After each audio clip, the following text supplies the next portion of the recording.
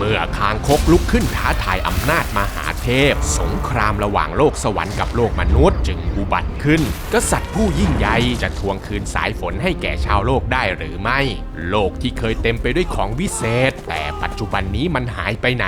เรื่องราวมันมีที่มาที่ไปยังไงเดี๋ยวมารับชมกันครับกับอีกหนึ่งวรรณกรรมพื้นบ้านอีสานอันทรงคุณค่าที่เล่าขานกันในชื่อพญาคันคากครับสนับสนุนโดย Handy Herb สมุนไพรขนาดพกพามีทั้งใบแปะก๊วยบำรุงสมองเสริมความจำเห็ดหลินจือเสริมภูมิคุ้มกันโสมสกัดสดชื่นกระปรี้กระเปร่าถังเช่าสกัดเติมพลังลดอ่อนเพลียซองละ20 บาทหาซื้อได้ที่ 7-Eleven ทุกสาขานานมาแล้วเมื่อครั้งที่มนุษย์และสัตว์ทั้งหลายมีอายุไขนับแสนปีมีชนชั้นวรรณะพูดคุยภาษาเดียวกันและนับถือบูชาพญาแถนเหมือนกันซึ่งพญาแถนนั้นจะสถิตอยู่ที่เมืองแถนบนสวรรค์ชั้นฟ้าเป็นผู้เปิดสวรรค์บันดาลให้ฟ้าฝนบนโลกตกต้องตามฤดูกาลเสมอมาและในช่วงเวลาเดียวกันนี้เองแหละครับยังมีเมืองที่ชื่อว่าเมืองอินตาตั้งอยู่บนโลกมนุษย์ปกครองโดยพญาเอกราชและพระนางสีดาทั้งสองเนี่ยนะครับดูแลบ้านเมืองให้อยู่อย่างผาสุกมาอย่างยาวนานกระทั่งมีอยู่วันหนึ่งครับทุกคนพระนางสีดาเนี่ยได้นอนหลับฝันไปว่ามีดวงจันทร์สุกใสดวงหนึ่งล่องลอยลงมาจากท้องฟ้าอย่างช้าๆแล้วลงมาสู่อ้อมกอดของเธอก่อนที่เธอเนี่ยจะค่อยๆกลืนเอาดวงจันทร์นั้นเข้าไปในท้องแสงสว่างจากดวงจันทร์ดวงน้อยเนี่ยนะครับทำให้ร่างกายของเธอส่องแสงระยิบระยับและค่อยๆล่องลอยขึ้นสู่ยอดเขาพระสุเมนก่อนที่เธอเนี่ยจะถีบยอดเขานั้นจนพังทลายกลายเป็นดอกไม้ร่วงโรยลงสู่พื้นโลกแล้วก็สะดุ้งตื่นขึ้นมากลางดึกพระนางสีดาเนี่ยไม่รีรอครับรีบเล่าเรื่องนี้ให้แก่พญาเอกราชได้ฟังทันทีเมื่อรุ่งเช้ามาถึงพญาเอกราชก็เรียกโหนหลวงมาช่วยทำนายฝันให้และก็ได้ความว่าพระนางสีดานั้นกำลังตั้งครรภ์และบุตรที่เกิดมาเนี่ยก็จะมีบุญญาธิการและกลายเป็นผู้ยิ่งใหญ่ในแผ่นดินเมื่อทั้งสองกษัตริย์ได้ฟังคำทำนายดังกล่าวเนี่ยก็รู้สึกดีอกดีใจกันมากๆพวกเขาดูแลประคบประหงมลูกน้อยในครรภ์อย่างดีเลยนะครับจนเวลาผ่านไปนานถึง10 เดือนก็ถึงเวลาที่จะคลอดลูกในวันนั้นแหละครับเมืองอินตาก็ต้องเผชิญกับพายุใหญ่ท้องฟ้ามืดมัวฝนตกฟ้าร้องและแผ่นดินสั่นไหวอย่างรุนแรงจนกระทั่งโอรสน้อยถือกำเนิดขึ้นมีผิวผุดผ่องดังทองคำแต่ดันมีรูปร่างและผิวหนังเหมือนกับคางคกหรือขั้นคากในภาษาอีสานพญาเอกราชและพระนางสีดาเนี่ยรู้สึกผิดหวังและเสียใจมากเลยนะครับเมื่อได้เห็นลูกน้อยที่เกิดมาเป็นเช่นนี้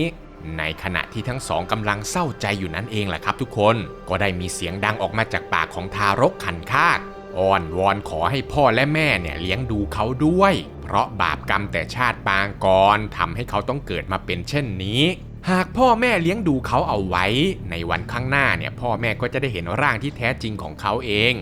เมื่อพญาเอกราชและพระนางสีดาได้ยินดังนั้นพวกเขาก็สงสารจึงยอมตัดสินใจที่จะเลี้ยงดูลูกคันคากต่อไปโดยตั้งชื่อให้กับลูกชายว่าพญาคันคากพญาคันคากนั้นนะครับได้รับการเลี้ยงดูอย่างดีมีแม่นมกับพี่เลี้ยงที่คอยดูแลอย่างใกล้ชิดแต่แม้ว่าพญาเอกราชจะยอมรับว่ามีลูกชายเป็นคันคากได้แล้วแต่เขาก็ยังมีความกังวลอยู่ไม่น้อยเลยนะครับพญาเอกราชจึงให้โหนมาทำนายดวงของลูกชายดูอีกครั้งและโหนหลวงก็ทำนายว่าพญาคันคากแม้จะเกิดมาแตกต่างแต่เขาก็จะเป็นเช่นนี้อยู่แค่ช่วงเวลาหนึ่งเท่านั้นในอนาคตพญาคันคากจะปรากฏร่างที่แท้จริงและกลายเป็นกษัตริย์ที่ยิ่งใหญ่ที่สุดคำทำนายนี้เองแหละครับก็ทำให้พญาเอกราชคลายกังวลลงไปและก็เลี้ยงดูลูกชายด้วยความรักจนเติบโตและเมื่อเข้าสู่วัยหนุ่มตอนนั้นเองแหละครับพญาคันคากก็เกิดอยากจะมีความรักอยากมีคู่ครองเหมือนกับชายหนุ่มทั่วๆไปเขาจึงไปขอร้องต่อพญาเอกราชผู้เป็นพ่อให้ช่วยสร้างปราสาทเสาเดียวและเสาะหาภรรยาที่เหมาะสมมาให้พญาเอกราชที่ได้ยินแบบนั้นก็รู้สึกเห็นใจลูกชายมากเพราะคิดว่าคงไม่มีหญิงสาวคนไหนที่จะยอมรับลูกชายที่มีรูปร่างและผิวหนังเหมือนกับคันคากได้ พญาเอกราชจึงไม่อยากให้ลูกคิดไปไกลก็เลยตอบปฏิเสธลูกแล้วก็สัญญาว่าจะหาเมียและยกบัลลังก์ให้กับลูกเมื่อร่างที่แท้จริงของลูกปรากฏขึ้นแล้วแม้พญาคันคากจะเสียใจอยู่บ้างนะครับแต่ก็ทำอะไรไม่ได้ต้องเดินกลับปราสาทของตนไปนอนเปล่าเปลี่ยวหัวใจเพียงลำพังต่อไปเขาได้แต่นอนคิดวนเวียนอยู่บนเตียงว่าทำไมชีวิตเขาถึงเป็นแบบนี้จนกระทั่งเที่ยงคืนพญาคันคากที่เหงาใจอยากจะมีคู่จึงตัดสินใจอธิษฐานขอคู่ครองจากพระอินทร์บนสวรรค์แล้วเผลอหลับไปด้วยความปรารถนาอันแรงกล้าของพญาคันคากผู้มีบุญทำให้อาสนะของพระอินทร์ถึงกับแข็งกระด้างไปทันทีเลยนะครับพระอินทร์จึงเสด็จลงมายังเมืองอินตาเนรมิตปราสาทเสาเดียวทองคำที่ยอดปราสาทประดับไปด้วยแก้ว7ประการพร้อมกับเครื่องอำนวยความสะดวกมากมายไม่ว่าจะเป็นสระน้ำใสอาหารทิพย์และห้องหับอันสวยงามหลายพันห้องขึ้นมาก่อนจะแอบไปอุ้มเอาพญาคันคากมานอนอยู่ในปราสาทแล้วก็หอบไปยังอุคระกุรุทวีปดินแดนทางเหนือของเขาพระสุเมนเพื่อไปอุ้มเอานางแก้วเนื้อคู่ของพญาคันคากมานอนอยู่ข้างๆกันและหลังจากที่พระอินทร์ได้กลับสู่วิมานของตนเองไปแล้วนางแก้วที่รู้ดีว่าตนเองเป็นเนื้อคู่ของพญาคันคากเธอก็ปลุกพญาคันคากขึ้นมาพูดคุยกันและอธิบายเรื่องราวทั้งหมดว่าทำไมทั้งคู่จึงมาอยู่ด้วยกันแบบนี้ได้พญาคันคากเมื่อได้ฟังสิ่งที่นางแก้วเล่าก็เข้าใจทุกอย่างและก็ตกหลุมรักนางแก้วทันทีที่เห็นหน้าด้วยทำให้ในที่สุดพญาคันคากก็ตัดสินใจถอดคราบคันคากของตัวเองออกปรากฏร่างของหนุ่มหล่อผิวพรรณผุดผ่องราวกับเทพบุตรให้นางแก้วได้เห็นก่อนที่ทั้งสองจะร่วมหลับนอนด้วยกันอย่างมีความสุขในคืนนั้นพอถึงเช้าวันต่อมาประชาชนเมืองอินตาทั้งหลายก็ต้องตื่นมาพบกับความตื่นตาตื่นใจกับปราสาทเสาเดียวที่ตั้งอยู่กลางเมืองทางด้านพญาเอกราชและพระนางสีดาก็ไม่รู้ว่าเกิดอะไรขึ้นพวกเขาจึงเดินทางมายังปราสาทเสาเดียวเพื่อจะตรวจดูและก็ได้ไปเห็นพญาคันคากในร่างจริงและนางแก้วที่นอนอยู่ข้างๆกันเมื่อปลุกสองหนุ่มสาวขึ้นมาสอบถามก็ได้รู้ความจริงว่านี่คือพญาคันคากในร่างที่แท้จริงส่วนหนังคันคากที่ถอดออกมาก็กลายเป็นเกราะทองคอยป้องกันเจ้าของอยู่เสมอทั้งสองกษัตริย์ดีใจกันมากๆเลยนะครับที่เห็นลูกชายมีร่างกายปกติและมีสะใภ้เป็นตัวเป็นตนแล้วทั้งสองจึงเชิญลูกชายและลูกสะใภ้เข้าสู่วังเพื่อจัดงานแต่งงานให้อย่างยิ่งใหญ่หลังจากที่พญาคันคากกับนางแก้วได้แต่งงานกันแล้วทั้งสองก็ได้แจกจ่ายข้าวของมีค่าในปราสาทเสาเดียวให้แก่ประชาชนสร้างโรงทานคอยช่วยเหลือชาวเมืองอินตาอยู่เรื่อยมาทุกผู้ทุกคนต่างสุขเกษมเปรมปรีกันเป็นที่สุดไม่นานนักพญาเอกราชกับพระนางสีดาก็มอบบัลลังก์ให้แก่พญาคันคากกับนางแก้วได้ขึ้นครองราชย์ร่วมกันต่อไป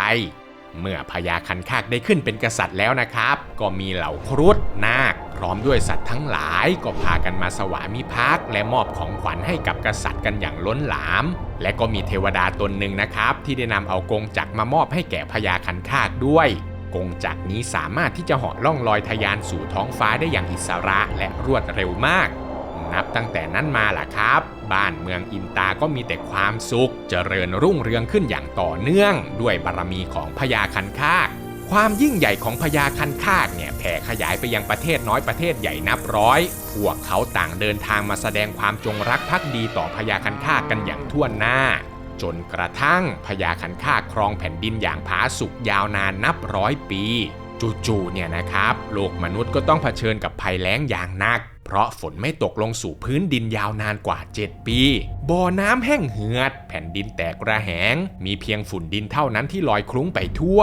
สร้างความเดือดร้อนไปทั่วทั้งแผ่นดินและเรื่องนี้เองแหละครับทำให้พญาคันคากและเหล่าเสนาอำมาตย์หนักใจกันอย่างมากเพราะไม่รู้ต้นเหตุของภัยแล้งในครั้งนี้เลยจนพญาคันคากตัดสินใจว่าจะลงไปถามเหล่าพญานาคเขาจึงขึ้นขี่กงจักรเหาะดำดิ่งลงสู่มหาสมุทรไปยังเมืองนาคใต้บาดาลเหล่านาคนะครับก็ออกมาต้อนรับพญาคันคากอย่างดี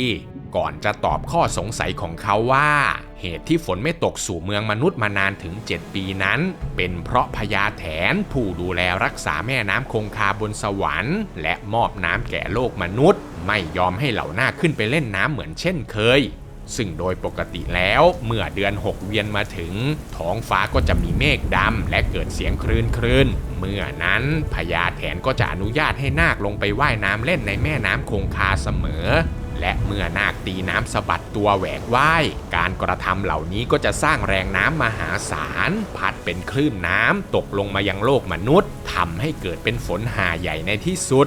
แต่ไม่กี่ปีมานี้พญาแถนกลับห่วงห้ามไม่ให้เหล่านาคขึ้นไปเล่นน้ำในแม่น้ำคงคาอีกเพราะชาวโลกหันไปเคารพต่อพญาคันคากมากขึ้นทุกวันจนหลงลืมการเคารพต่อพญาแถนจะไปจับปลาจะกินข้าวหรือจะทำการใดๆก็ไม่บอกกล่าวพญาแถนเหมือนเช่นเคยพญาแถนจึงโกรธเมื่อพญาคันคากได้ฟังดังนั้นเนี่ยก็ไม่คิดกลัวนะครับและต้องการจะแก้ปัญหาเขาจึงถามเหล่านาคถึงเส้นทางที่จะขึ้นไปสู่เมืองของพญาแถนเหล่านาคจึงได้เตือนว่าพญาคันคากจะไปเพียงลำพังไม่ได้เพราะพญาแถนนั้นมีอิทธิฤทธิ์มากมีไพร่พลที่แข็งแกร่งตั้งแต่อดีตการนานมาก็ยังไม่เคยมีใครเอาชนะพญาแถนได้เลยและพญาแถนเนี่ยก็ไม่ยอมใครง่ายๆด้วยฉะนั้นหากต้องการเจรจาขอฝนกับพญาแถนพญาคันคากจะต้องตั้งกองทัพใหญ่ขึ้นไปต่อสู้ด้วยเท่านั้นเมื่อได้รับคำแนะนำจากเหล่านาคแล้วพญาคันคากก็ร่ำลาเหล่านาคขี่กงจักรหอกขึ้นแผ่นดินไปหาพวกพญาปลวกเพื่อขอให้พญาปลวกรวมปลวกจากทั่วทั้งแผ่นดินมาก่อสร้างทางขึ้นไปสู่ยอดเขาพระสุเมนที่ตั้งของเมืองพญาแถนให้พญาปลวกก็น้อมรับเอาคำของพญาคันคากอย่างไม่ขัดข้องเมื่อพญาคันคากหอกกลับเมืองอินตาไปแล้วพญาปลวกก็ลงมือทำงานทันทีร้องเรียกเหล่าปลวกจากทั่วทุกสารทิศให้เดินทางมารวมตัวกันเพื่อก่อสร้างถนนพร้อมกันนี้นะครับเหล่าปลวกยังได้รับความช่วยเหลือจากพวกนาคที่ช่วยขนหินขนภูเขามาทำเป็นฐานรากที่แข็งแรงและมั่นคงด้วยและแม้จะมีจำนวนปลวกมากมายมหาศาลและนาคมากมายนับไม่ถ้วนแต่การทำถนนในครั้งนี้ก็กินเวลายาวนานถึง3 ปีกว่าจะเสร็จระหว่างนี้พญาคันคากก็รวบรวมกำลังน้อยใหญ่จากทั่วทั้งแผ่นดินได้คนเข้าร่วมกองทัพนับล้านคนและเหล่าสรรพสัตว์น้อยใหญ่อีกนับล้านมาร่วมรบในครั้งนี้ด้วยเมื่อทุกอย่างพร้อมแล้วพญาคันคากก็สวมเกราะคางคกทองของตนเองกลับคืนนำกองทัพเดินทางไปตามเส้นทางจอมปลวกไต่ระดับความสูงขึ้นสู่ท้องฟ้ากินเวลายาวนานกว่า3 ปีจนกระทั่งไปถึงยอดเขาพระสุเมนเหล่าครุฑและนาคก็ช่วยกันเนรมิตค่ายกลศึกเพื่อเตรียมสู้รบและเมื่อพร้อมรบแล้วนะครับพญาคันคากก็สั่งยิงปืนใหญ่ส่งสัญญาณประกาศสงครามกับพญาแถนอย่างตรงไปตรงมาขณะที่พญาแถนกำลังมีความสุขในวิมานของตนเองก็ต้องตกใจกับเสียงปืนที่ดังลั่นรีบส่งม้าเร็วไปสืบดูว่าเกิดอะไรขึ้นบนวิมานอันแสนสุขของเขาไม่นานนักม้าเร็วก็กลับมาส่งข่าวว่าพญาคันคากได้ขนกองทัพจากแผ่นดินขึ้นมายังเมืองแถนเพื่อประกาศสงครามและทวงคืนประเพณีแต่โบราณที่พญาแถนไม่ยอมปล่อยน้ำลงไปยังโลกมนุษย์เป็นเวลายาวนานกว่า7 ปีพญาแถนเนี่ยรู้สึกโกรธมากเลยนะครับเขาไม่รอช้าเร่งเตรียมกำลังไพร่พลช้างม้าพลดาบพลธนูหลายล้านคนเพื่อออกไปต่อกรกับกองทัพของพญาคันคากแต่ทว่าก่อนที่พญาแถนจะออกไปรบนั้นโหรของพญาแถนก็ดันทำนายทายทักต่อพญาแถนว่าพญาแถนไม่ควรเคลื่อนพลออกไปทำสงครามวันนี้เพราะมีดวงว่าจะแพ้แต่ถ้าหากยืดเวลารอเข้าโจมตีในพรุ่งนี้ก็จะได้รับชัยชนะอย่างแน่นอนแต่พญาแถนเนี่ยไม่อาจจะรอตามคำที่โหรกล่าวได้นะครับเพราะพญาคันคากได้รุกเข้ามาใกล้อย่างรวดเร็วหากช้าไปกว่านี้เมืองแถนอาจจะได้รับความเสียหายพญาแถนจึงปัดคำทำนายทิ้งแล้วนำทัพออกไปต่อสู้ในทันทีสงครามครั้งใหญ่จึงถือกำเนิดขึ้นทั้งสัตว์ทั้งคนต่างต่อสู้กันอย่างดุเดือดไม่มีใครยอมใครฝ่ายพญาแถนเองเนี่ยก็ไม่น้อยหน้านะครับขี่ช้างเข้าไปชนช้างกับพญาคันคากอย่างเต็มที่พญาคันคากเนี่ยได้สั่งให้พญาจันทร์หัวหน้าของเหล่ากบและเขียดตะปาดให้กระโดดไปรวมตัวกันจนเต็มพื้นที่แล้วส่งเสียงร้องกึกก้องออกมากันอย่างพร้อมเพรียงเพื่อจะข่มขวัญฝ่ายตรงข้ามแต่พญาแถนก็ไม่กลัว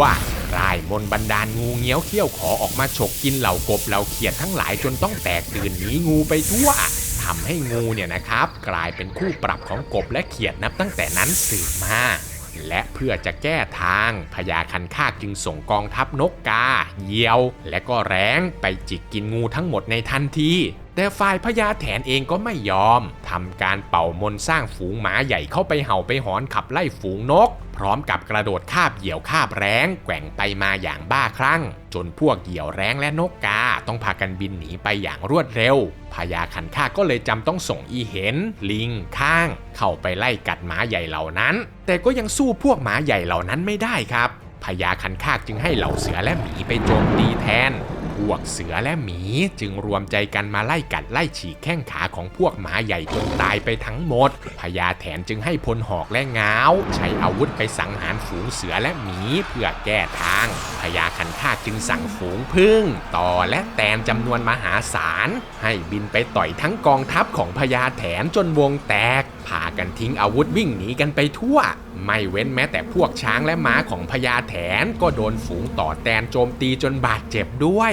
การโจมตีของฝูงผึ้งต่อและก็แตนในครั้งนี้นะครับทำให้พญาแถนเนี่ยหนักใจมากถึงกับลนลานร่ายมนต์ปล่อยเปลวเพลิงออกมาจนเกิดกลุ่มควันไฟมหาศาลปกคลุมไปทั่วบริเวณพวกต่อพวกแตนและก็ผึ้งเนี่ยรู้สึกหวาดกลัวไฟของพญาแถนมากเลยนะครับพวกมันจึงพากันบินหนีตายไปในที่สุด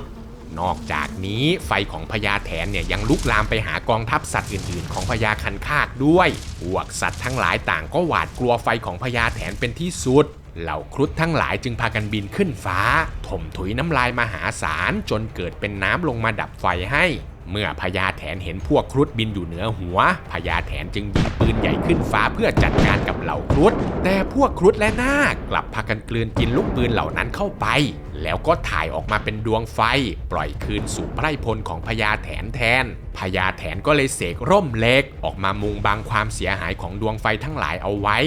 และจังหวะนี้เองแหละครับพญาคันคากก็ยิงธนูเป็นสายฟ้าฟาดไปทำลายร่มเหล็กของพญาแถนจนพังย่อยยับพญาแถนเนี่ยนะครับเริ่มรับรู้ถึงอิทธิฤทธิ์อันแก่กล้าของพญาคันคากแล้วว่ามีความแข็งแกร่งสูสีกับตนเองมากและเพื่อจะให้การต่อสู้นี้รู้ผลแพ้ชนะพญาแถนจึงขอยุติการร่ายมนต์และเสกอิทธิฤทธิ์ใส่กันแล้วขอท้าชนช้างตัวต่อตัวกับพญาคันคากแทนพญาคันคากก็รับคำท้าเข้าไปต่อสู้ชนช้างกับพญาแถนอย่างสุดความสามารถต่างฝ่ายต่างชนช้างงัดง้าวกระทบกันจนเกิดประกายไฟไปทั่วท้องฟ้าเลยนะครับซึ่งมีอยู่จังหวะหนึ่งครับทุกคนง้าวของพญาแถนเนี่ยได้สับไปโดนศีรษะของพญาคันคากจนเกิดเป็นปุ่มนูนบวมขึ้นมา